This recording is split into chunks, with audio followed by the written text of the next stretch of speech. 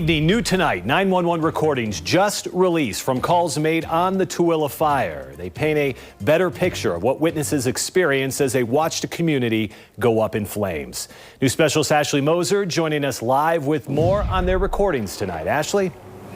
Mike, hundreds of calls between the dispatchers here in Tooele and witnesses. You can clearly hear the fear in their voices. And we played some of those recordings for a resident who lost her home in that fire. But to find her, we had to come here to the Holiday Inn, her temporary home.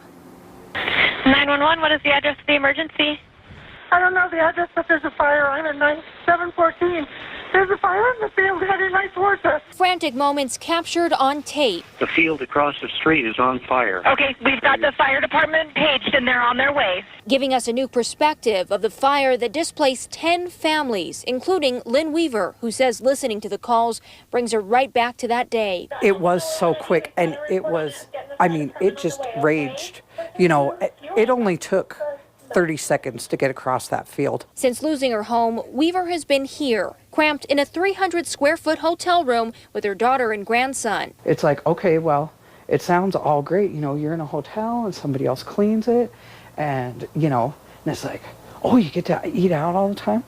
Well, it's not as great as it sounds. The family is utilizing any and every space, stacking food on tables, drying dishes in the bathroom, and setting up a playpen in the corner.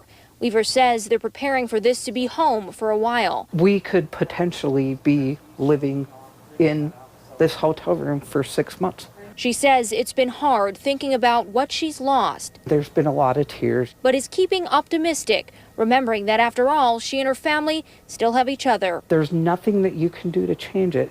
So you can sit around and cry about it. And yes, it's sad, but you can do that, but it doesn't make it go away. It doesn't change it.